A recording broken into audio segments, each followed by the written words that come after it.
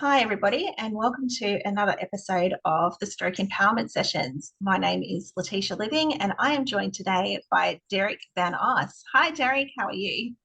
Hello, Mm. good to see you. Welcome. So, tell everybody where you're coming in from today. I am dialed in from Los Angeles, California, USA, right in the middle of downtown LA, kind of near this which Staples Center, kind of where the LA Lakers play, and right in the middle of the city. So All the all the busyness right downtown in LA. yeah. Yeah. So, tell us, Derek, what type of stroke did you have, and how old were you when you had a stroke? So I had a hemorrhagic stroke from AVM, arteriovenous malformation, which is for your viewers who might not know about it, is like a little cluster of kind of malformed arteries in your brain that can then turn into an aneurysm and then burst. So it can happen. It can be hereditary. It also can just happen randomly, and my family didn't have any history of it. Um, it just was a random thing that probably happened when it, in the womb, that it developed that way, and then um, that happened. The bleed happened when I was 19, so it was a long time ago. I'm 41, going on 42 at the time of this recording, so it's been a long time. And 19. So, it was yeah, a little while ago now, but can you Yeah. remember what things were like for you at 19, what you were doing at the time, and Yeah. what did life look like for you? Um, that's an interesting story in itself. I strangely had started working right out of high school, in kind of a series of very fortunate events. I was working in the technology and internet industry kind of right out of high school, because I graduated high school class of 2000, kind of when the internet was becoming actually mainstream. Where most houses were starting to get an internet connection, have a personal computer. And I had got my first one in 8th grade and started teaching myself how to use it and how to do programming. And the web was new. And by the time I graduated high school, um, I thought I was going to go to art school for design or photography. And I ended up not getting selected in my college choices. And but fortunately, I had started learning this internet stuff, and so I had a bunch of opportunities kind of right out of high school to start working in internet work, which kind of blasted me off into a career at 17 years old. um, and at the time I was working for Verizon. Verizon at the time was a brand new company. GTE and Bell Atlantic merged here in the States and became Verizon. And they didn't even have a website yet when I joined the company. So I worked on the version 1 of the launch of Verizon.com back in 2001 it was. And so I was living on my own. I was completely independent. As a kid, I'd always wanted to kind of grow up and get a job and, be independent and do my own laundry, pay my own bills, and, like take my friends out to dinner and all that kind of stuff. And so I moved out of my parents' house as soon as I got the job, and was living with some friends. And then during that first year, I ended up getting my own place. And um, I yeah, so I was working as a computer programmer with adults, like twice my age mostly, and it's a really weird situation to kind of be in as such a young kid. But really fortunate, because that's what I've done with my whole career for the last, almost quarter century. But yeah, when it happened specifically, I was at work. I guess I was, well, let me figure out a way to shed some light on how it had probably been bleeding for a while, is what we found out when I got my MRI. And so I didn't have an exact pinpoint moment of, okay, now you're having a stroke, like so many people do. Apparently my brain had been bleeding for weeks or maybe even months, a little bit at a time, before it caused a deficit that made me go, something's wrong. Um, and that something that was wrong was I almost got into a wreck on my drive to work one day. And I was a very cautious driver, and always check my blind spots. But for some reason that morning, I almost got into a wreck, and it was the car on my left side, in the blind spot, that I didn't see when I tried to change lanes. And then I got to work, and I started noticing I had trouble reading emails, and just the reading was off. And I was a computer programmer dealing with a lot of email and then lines of code, hundreds and thousands of lines of code that I had trouble kind of seeing properly. And I couldn't really figure out why or what exactly was the issue, but that's kind of when it started. So it was at work that I noticed it, or on the way to work. And so it was mostly the visual Yeah. disturbance, and you thought, something isn't right. Um, Yeah. and then, so how long did that go on for? And did it progress into anything else? Yeah. So, it's funny because, now looking back at it, it's one of those things where, I didn't have a massive headache like a lot of stroke survivors report having had the worst headache of their life. They're Yeah, on the ground crying in fetal position. It's so bad. I felt totally normal. I didn't feel off about anything, except the vision thing was weird. So for probably like a few days, maybe even a work week, like a 5-day work week. I'd have to go back at my calendar to figure out exactly how long I waited. But I just went to work and tried to pay more attention or something. I thought maybe I just need glasses or something, because my whole family wears glasses, and I didn't. So I thought maybe this is just what happens when you need glasses, yeah, have a little bit of trouble. And then I kept kind of mentioning it to my coworkers, and uh, a few of them kind of shrugged me off, like, oh, you're just stressed, you're tired, whatever, yeah, maybe you need glasses, no big deal.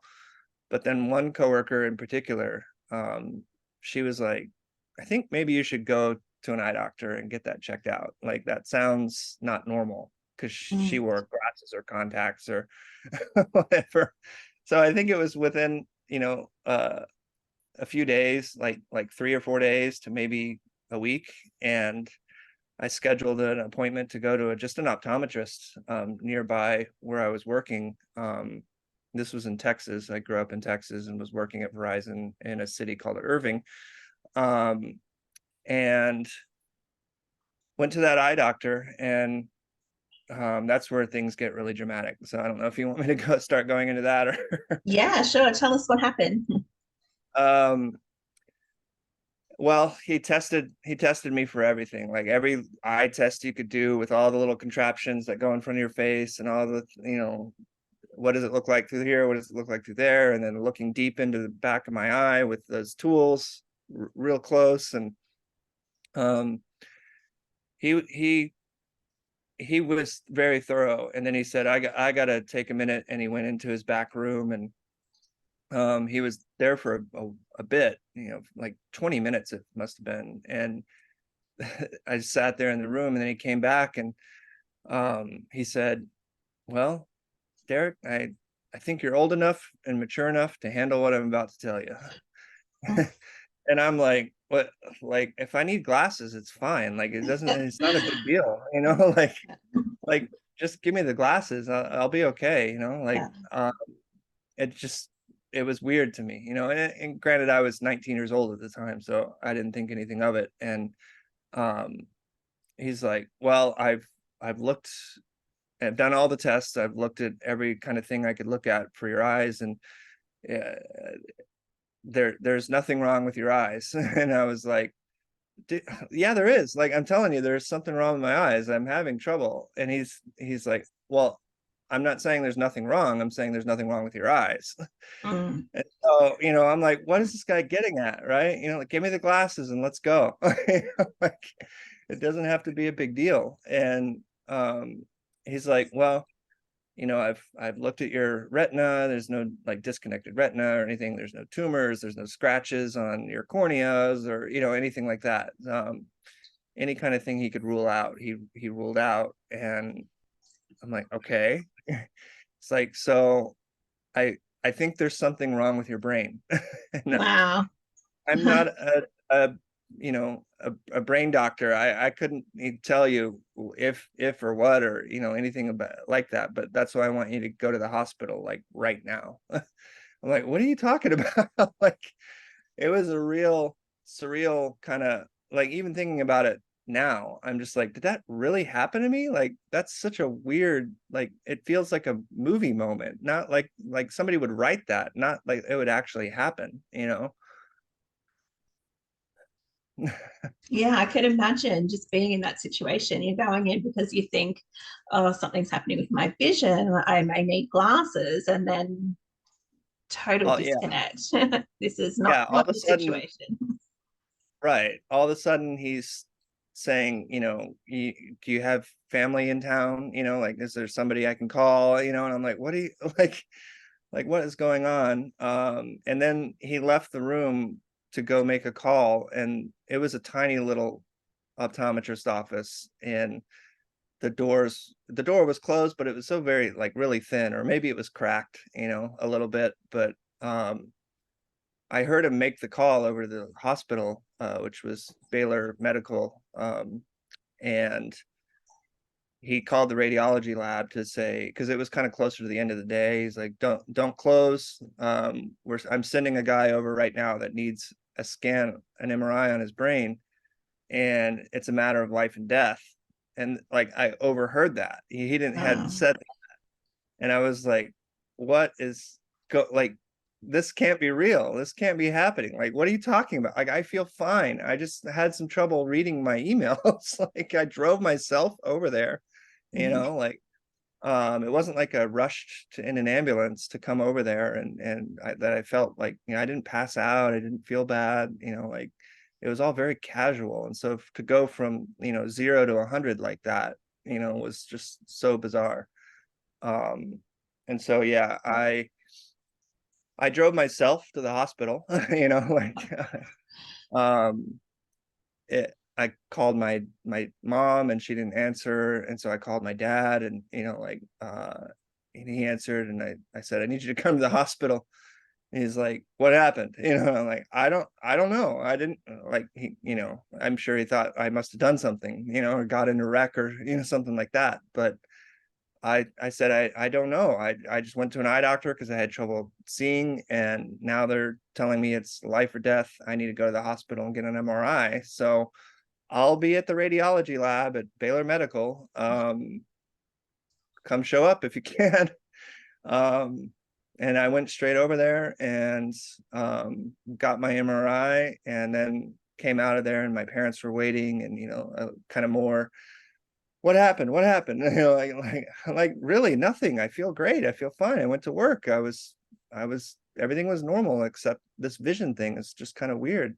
And I couldn't really explain it either, like why I was just having trouble seeing some stuff. It still didn't really make sense to my brain, I guess, Yeah. exactly what was happening. So I yeah, I got that MRI. They came out and showed us the scan and said, well, your brain is bleeding, so sit tight. We might have to do some emergency brain surgery. Well, that's And a that day was, that you're not going to forget, is it? oh no, yeah, the details are still very clear 20 something years later. So Mm. very scary. Yeah. And my parents were freaked out, and like, no, you're not taking me to emergency brain surgery. We're not doing that. Like, this has got to be a mix-up or a joke. I must be dreaming. I had all of those thoughts that you would think somebody would have, like, Mm. uh, but yeah. And so, what happened? Did you had to go and have surgery? I didn't immediately, because I was so young at the time. They didn't want to just crack my head open and start digging around in there to Mhm. and they could tell on the MRI, like I mentioned, that it might have been bleeding for a while. I guess on an MRI, the density of the color of the blood, darker blood being older and brighter blood being the newer blood, they could tell that it had been bleeding for a while. And so their hope was that, based on how they were seeing it, that it might be kind of, it might stabilize on its own for a bit, for us to kind of craft a plan and figure out what to do. You know, they could put me on some medications and monitor me, get some more scans, you know, to get every kind of angle and look at it as possible, and then try to get me stable so that we could figure out what should we do. Mhm. And so that happened in March of 2002. It was 5 days before my 20th birthday. So I was 19 when it happened.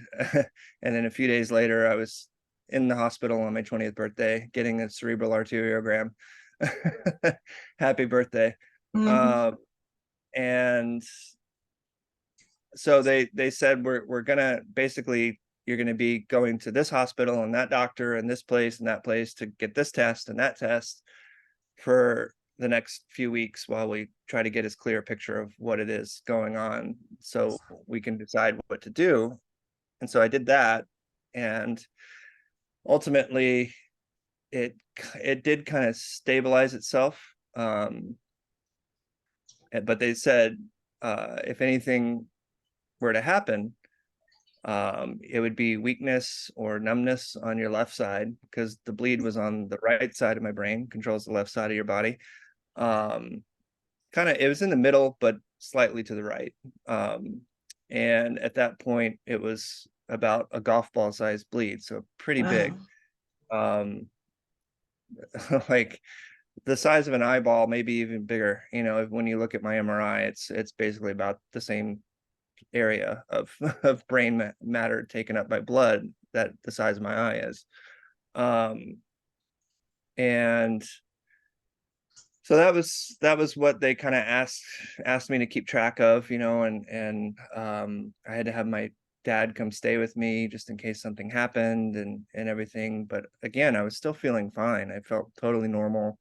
Doctors would come in and think that my dad was the patient because he was the older guy in the room, and they hadn't looked at to see how old I was on the chart, you know. So they'd address, you know, "Oh, Mr. Van Oss, how are you feeling?" to my dad instead of to Yeah. me. And my dad, like, "Oh, it's actually, no, it's my son that's having the issue." That's how normal I looked, you know, like, so strange. But so the bleed happened March 7th of 2002, and then I had surgery in October of 2002. So from March to October, it was all tests and monitoring and coming up with, you know, as much information as we can about what was going on in there and getting an understanding. And so about a few months into it, from March, I think around July, July-ish, or maybe August, um, I started to have some weakness in my left hand when I was typing. Um, I had gone back to work. You know, like I at that point I was having a coworker drive me, Did you because take any time off work, or did you just from when I this happened in March, did you take time off or go straight uh, back to? I kind of went back as quickly as I could because I felt normal. Mhm.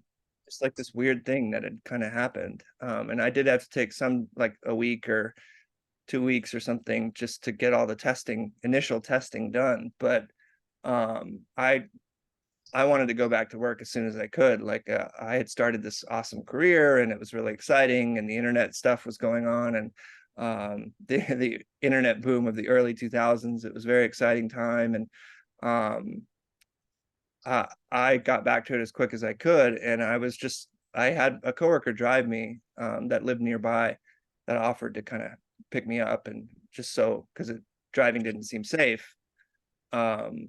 But I was working just fine. I was just having to kind of adjust and adapt to the vision issue with reading emails and doing my code work, and even reading the menu at lunch, was Yeah. difficult. But I started to just kind of adjust for it. And then in August or something, July or August, I started, having this weakness in my left hand typing. And so I guess like on camera, I'll show like they'll have you do that neuro test where you tap your fingers in a row, Hmm. um, see if any kind of function is having an issue in your hands.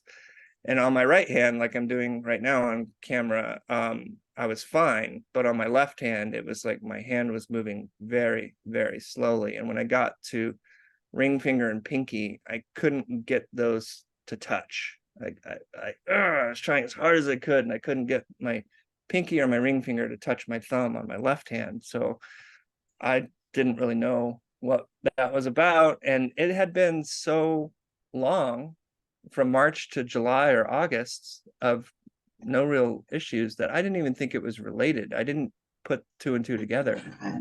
Yeah. Um, because I was just back to normal life, and I just had to deal with this kind of vision thing.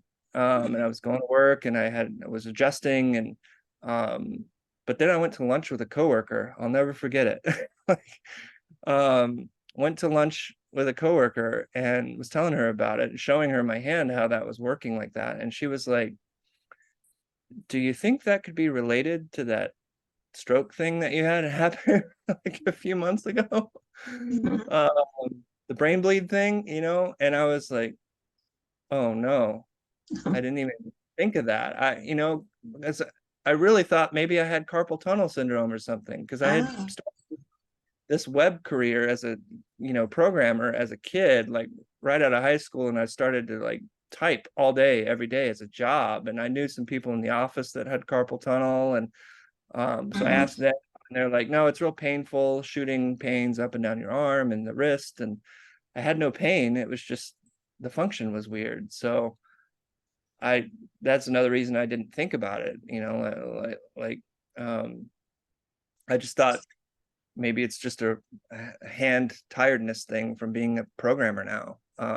Yeah. But she asked me that question, and I was like, "Oh no!" Like, they did tell me if anything were to happen, it would be weakness or numbness on my left side, and it was my left hand.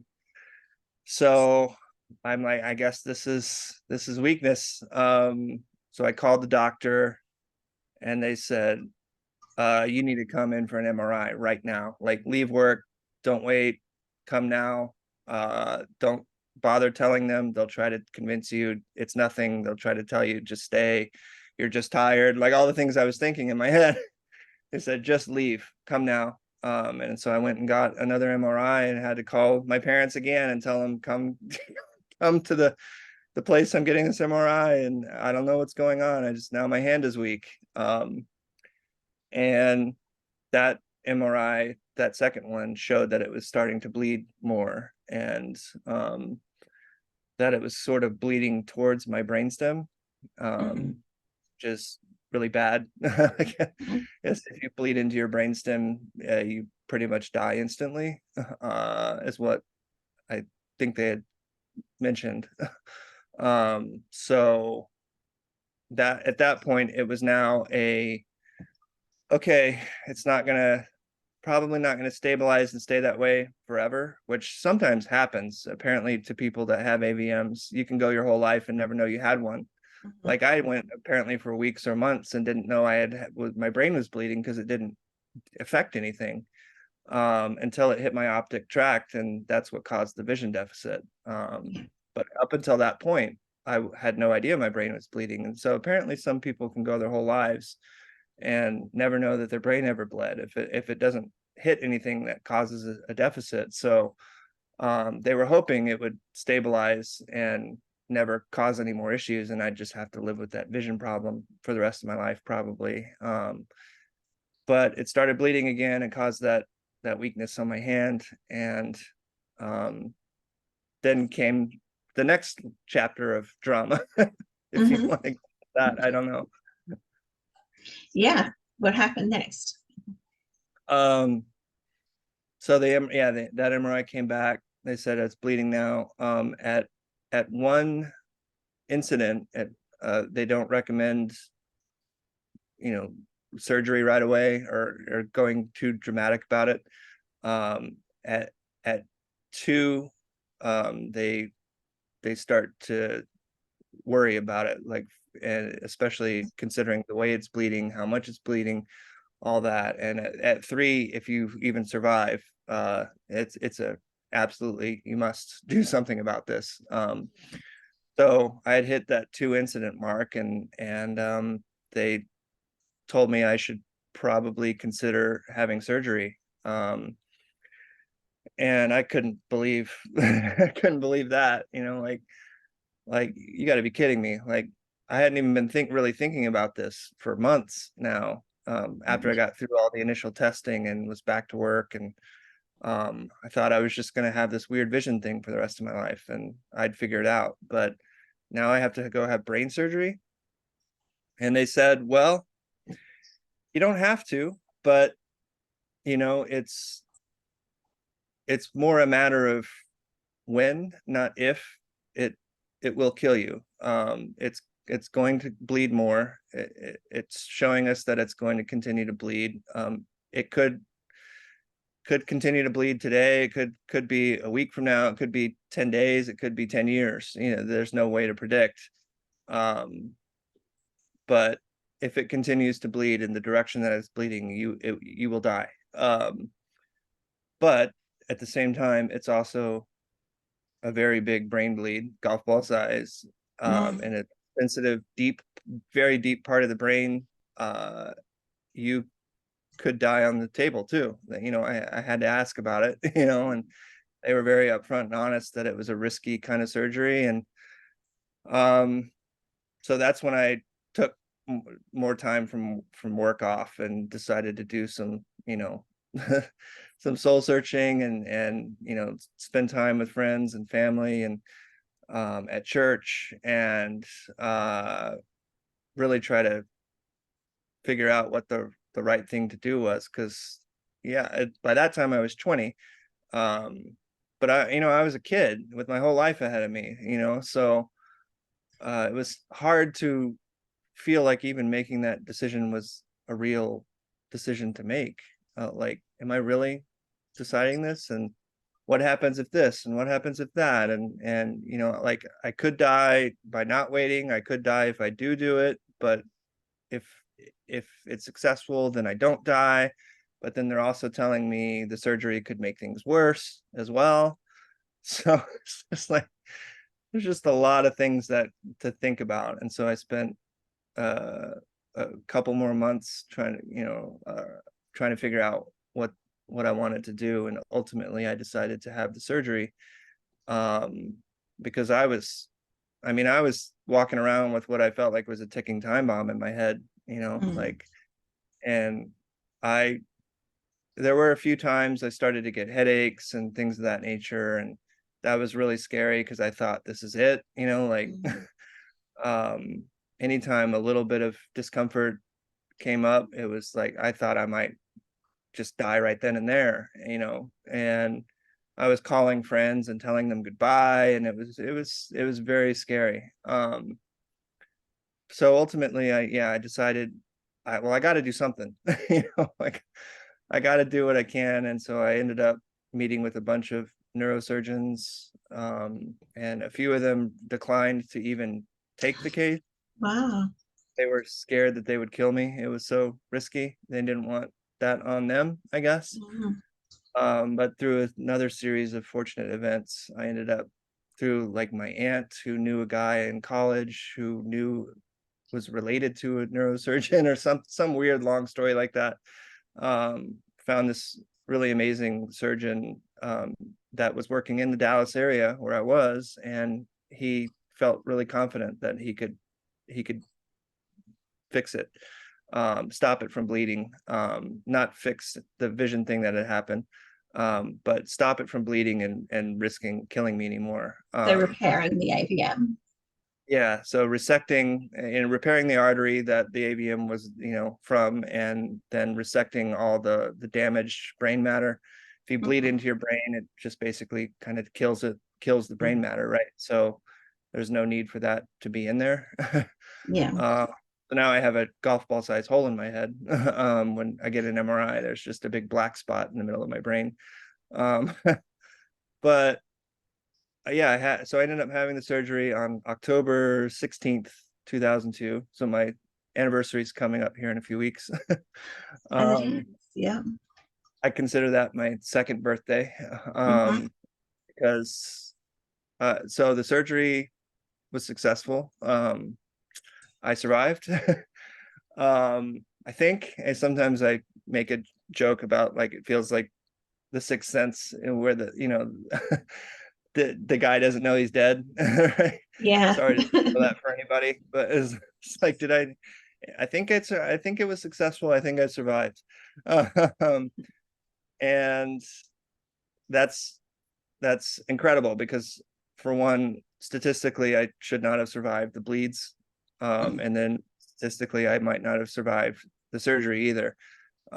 So it does feel like there is a bit of a hand of a miracle going on in that regard. But I woke up from the surgery with the left half of my body completely non-functional, like head to toe, my face, down to my toes, zero function. And so that began the journey of rebuilding my life and kind of learning how to live a life as a person with multiple disabilities. And so that's why I consider that my second birthday, because it was one thing one day and completely different the next. And you were 20. Yeah, I was just a kid, just a baby. I mean, technically 20 is an adult or whatever, but I mean, you're still just a kid. Yeah. So you've weighed up all of the pros and cons, and you've decided to go through with the surgery, and then you've woken up with one-sided paralysis. How did you feel at that moment? Were you thinking, did I make the right decision? Did I not? Would this have happened? And how did you move forward from that? Yeah, good question. Right at the beginning, it was still so surreal that it probably took me a few weeks before I really realized what had happened, Yeah. because, well, one, I was recovering from a pretty invasive brain surgery. So I was on a lot of painkillers and, medication, and I was stuck in bed, couldn't really move. When one side of your body is non-functional, it's hard to even roll over in bed, so I it didn't really click right away. I can remember the day that I woke up, later, probably the next morning, really woke up, and the doctors did the rounds and came to see me, and it just didn't click that when they told me my left side was having, function issues. um I was still, it was just one of those surreal moments that I was like, okay, well, that's probably temporary. Like I wasn't talking a whole lot about it, but then I remember later that night I had to go to the bathroom, and it was like probably, early in the morning, late night, early morning hours, 5 a.m. or whatever. That would be different and 24-hour clock time, but uh I had to go to the bathroom, and they had been making me use the bedpan. Sorry if this is TMI, but No. I had a bathroom in the room that I was staying in. It was a private room, and I just wanted to get up and go to the bathroom, and everybody was asleep, and it was late, and I didn't want to call a nurse in there to come, help me use the bedpan, with one hand, because my left hand wasn't working. And so I just decided I would get myself out of bed and walk over to the bathroom like I'd been doing for my whole life, you know. Um, but I didn't realize when I put my foot on the ground and tried to stand up that my left leg really zero function, could not stand any weight on it at all. And I fell over and hit the ground like really hard. And a nurse came running in, and that's when it really hit me. Like, oh wow, this is real. Like, my leg, when they say it doesn't work, it really doesn't work at all. Because I thought I could at least take a few steps to go to the bathroom, you know, but I couldn't even do that. So uh, that's when it settled in, and I didn't know what I was going to have to do or how to get through it. You know, I was lucky. I was in a really great hospital, a place called Zale Lipshe University Hospital in downtown Dallas, Texas, which is connected to Parkland Hospital, which is the one where JFK was taken when he was assassinated. Like, there's a very historical place over there, but really great hospital. And they had occupational therapy, physical therapy there in the same hospital. So they just started me like the next day. We got to get your leg working again. So get ready. You're going into physical therapy, you know, all day, every day for the Mm. foreseeable future. And how long was that rehab process for you? Well, Hospital. I mean, in some ways it's still happening, you know, like, I mean, 20 something years later, it's still, I still do work, but they said I could leave the hospital when I could walk out. Mhm. And so my surgery was October 16th, and I was able to leave the hospital on November 16th. So I was there for a month, and I wasn't really walking, but I was able to take a step with a cane, you know. uh, they said if you can, when you can cross over the threshold of the main doors of the hospital with a step, that will consider that you're walking. We need you to go to an outpatient center somewhere else, because there are other patients here that need our, you know, our people and our beds and stuff. So their Yeah. job is to get you safely, you know, moving and out of the hospital, so that they can make room for new patients. So I was able to walk out a month a month to the day later, and then started going to a different, you know, outpatient facility every day for uh pretty much the next couple of years. Not always the same facility every day, or it was a full-time job, 5 days a week, you know, 8 hours a day, in every kind of therapy, you know, speech therapy, cognitive therapy, occupational therapy, physical therapy, um, you know, talk therapy, all the therapies I had to do, um, every day. You know, I'd do these rounds with different doctors, and just trying to rebuild all those skills and make sure that they could get back whatever function or anything that I had any deficit with, kind of back. Because like, I'm sure a lot of people that are listening would know, and some not, but that the first 2 years, they say, are the most critical, after the stroke. Is like kind of the rule of thumb, is that however you are at to the 2 year mark, is generally seen as like that's probably how you will be going forward past the 2 year mark. That could have changed today, because this again was 21 years ago. The technologies have changed, the methods have changed, the surgeries have changed, so the outcomes have Yeah. changed. And, I had this all happen in a completely different era, right? So at the Yeah. time, it was generally accepted, you know, 2 years, at the 2 year mark, that's probably how you'll be. So you spend those first 2 years doing as hard a work as you can do to get back whatever you can. Um, and so I went for it. And how are things for you today? So it has been quite a bit of time. Yeah. Do you still have the visual impairment?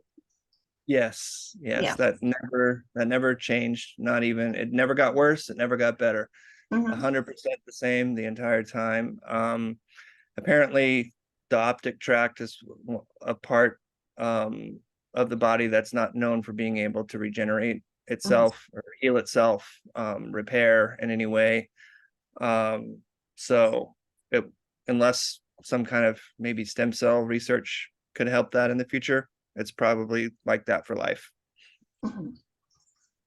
And you're walking and you've regained function in your left side now? Some. Mhm. Uh, so I can walk, and I've worked a ton on my walking since the COVID era. Like that was my big project in COVID era, was to get better at walking longer distances. But yeah, I can pretty much get myself around. I can walk. I have no real movement in my ankle or foot. My on my left side, I can't wiggle my toes. I can't really wiggle my ankle.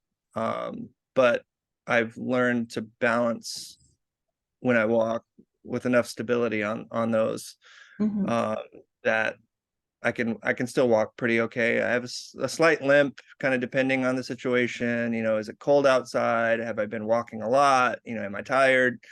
Um, all those things affect my ability to walk well. Yeah. Uh, I do still, trip over stuff a lot more than the normal person, and look a little clumsier sometimes. But for the most part, I'm pretty good at it now. It's been so long. I've adjusted. And then my upper arm, which on camera, I guess it kind of can show my shoulder, my bicep, tricep, all that in the upper arm kind of came back pretty quickly. And are you Uh, wearing a strap? Say it again. Are you wearing a strap on your wrist? I have on my wrist, I have a little, it's like a wrists, I don't know what you would call it, just brace, kind of thing, which is more because my hand is mostly stuck kind of in a fist. Hmm.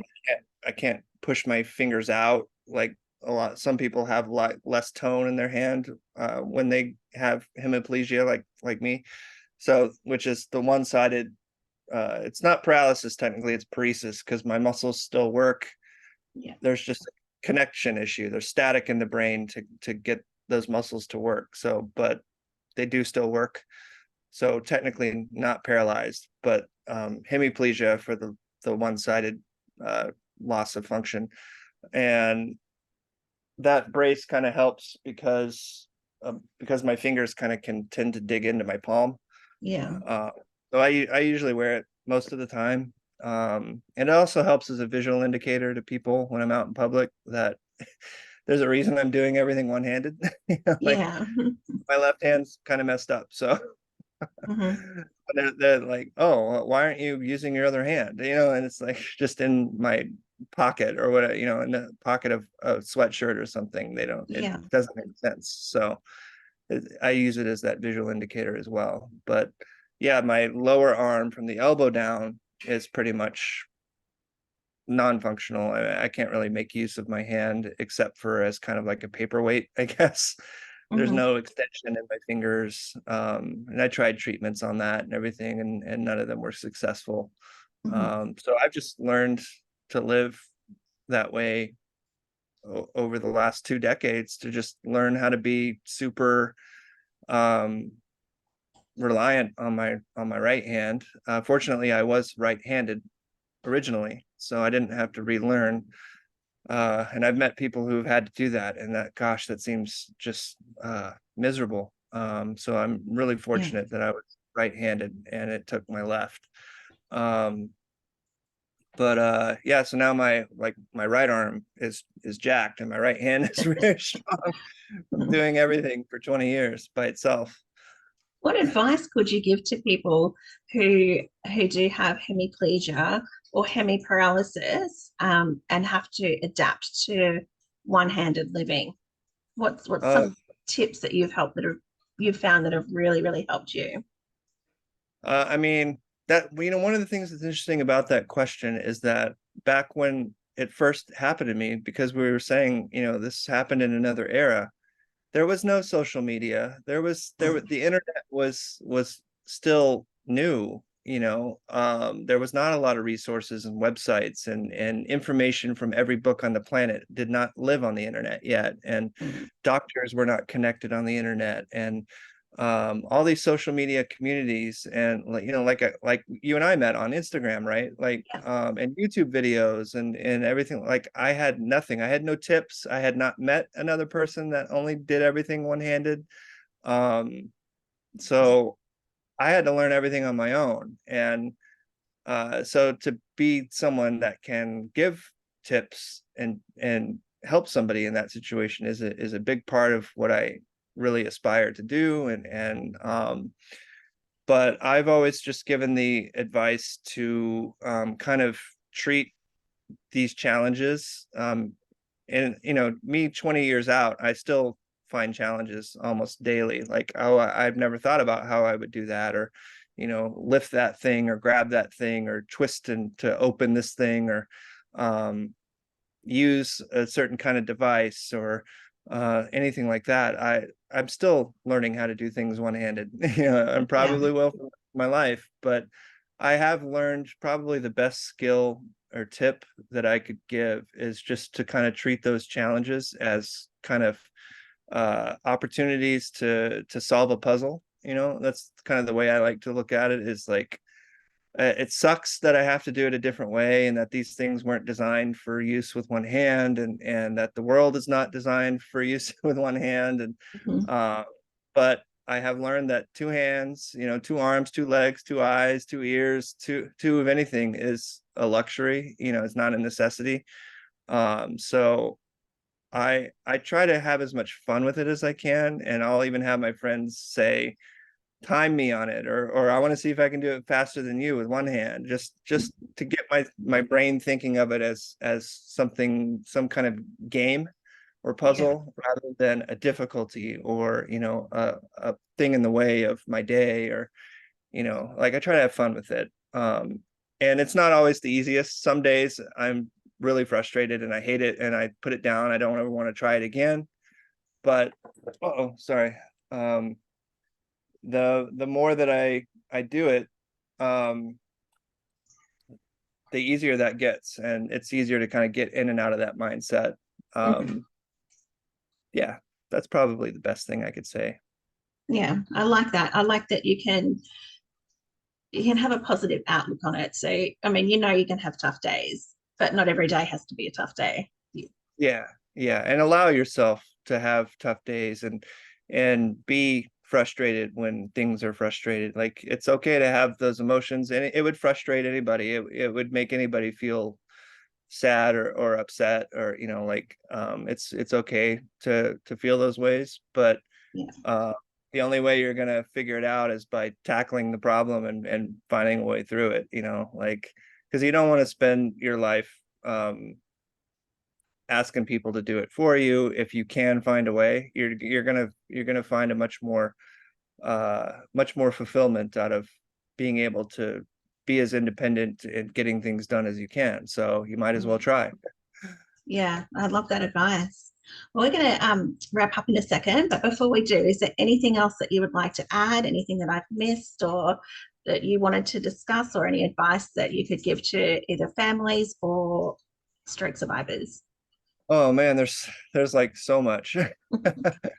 um but yeah, I will say, probably for me, like, usually a lot of people, most people that meet me and have not generally don't know my story or anything about me, are just shocked to hear that a stroke could happen to someone so young. Um, but then equally, that it could have been that traumatic and that I could have recovered so well. I've done jobs, I went back to work. You know, that I spent my 20s rebuilding my life so I could go back to work and become independent again, and not have to live with my parents. And um, I know not everybody ends up in the same realm of privilege and being able to do that. Yeah. But it, it it can be very easy to fall into a pattern of kind of giving up. And I had some very dark times in those early years, for sure, where I didn't feel like trying anything, going forward with anything. But I found kind of a fire inside of me through some friends and community, and having some mentors, and who, you know, Mm. pushed me to think forward thinking thoughts about my future, and not giving up, and doing the best that I can. And that's the thing that's driven me to recover as well as I have, is that, like, it's a lot of work, but you can probably recover better than you would think in those dark, low moments, where it seems like nothing's going to work, nothing's going to change, nothing's going to get better. um a little bit of recovery goes a long way. Yes. So I always try to really work with people to find something that gives even just a little bit of motivation to work on something that can give you a little bit of something back that maybe you've lost, or that gives you joy, and that kind of thing. So, because yeah, now I'm 41 going on 42 years old. I live in Los Angeles by myself. I have a cat, but my parents still live in Texas. My brother still lives in Texas. I have a job. I can drive now. That's another thing. Right. I'm very fortunate that I'm able to drive with the visual field cut that I have and the hemiplegia. There's so many things that could be its own thing, like, because every state is different. In states here, like, all the states make their own laws about who can drive and who can't. And I live in California, where there's a way, and in Texas they were kind of like, no, you'll never drive again here. So because I have met some people with that visual field cut online before, over in the UK. I've never met another person in person that had the same condition, but I saw some people in some forums talking about driving again with a field cut like mine, and I'm living proof that it can be done. It certainly isn't easier, and wasn't easy to get certified to be able to do that. But um, I I'm kind of a strange case, and I want people out there to know that, like, uh, everybody's journey is different. Everybody's what they recover and what they don't, and how they feel about it, and what they experience in the real world out there living, post stroke. Is Everybody's journey is going to be different, and mine is very different. um and I realize it's certainly not the standard or the average as well, but um I want people to be able to see that there can be some hope for this stuff. So, like, when doctors are saying, no, you won't do this, you won't do that, which I heard a lot of, you won't ever drive again, you won't run again, you won't, do any of this. I rock climb now with one hand and half my vision. I'm a photographer with one hand and half my vision. I'm still doing computer programming and design, with one hand and half my vision. I started teaching at UCLA recently. Um, like, I've been in relationships, all that kind of stuff. I was married at one point. That's a long story, but um, like, post-stroke life looks different for everybody, but like, nobody can tell you it's going to be a certain way or not, like, um, surround yourself with good people, and find the things that bring you joy, and find a way to do them. I love that. That is such valuable advice, and it's been such a journey for you. Thank you so much for sharing your story with us. Yeah. I reckon we could probably do a series on all of the things, the valuable insights that you have. But thank you for coming on today. It's been such insights, and I've really enjoyed our conversation. Yeah, likewise. Thanks so much for having me. You're And welcome. if anyone wants to reach out to me too, I guess I could go into some of that. Yeah, please do. And I will also put your details in the chat box as well. Okay, cool. Yeah, Instagram's probably where I'm most active, Mhm, and my Instagram handle is DVO photo. So Derek mhm. van Oss, DVO and photo. There's that there, or Derek van Oss on LinkedIn is another place I'm super active because of my programming and design career. Yeah. Uh, so yeah, happy to hear from anybody or take questions or help anybody who has just recently gone through things or has been going through things for a long time. Like I'm one of the long haulers myself. So You definitely are, and so much value to share. So thank you so much. yep. Thank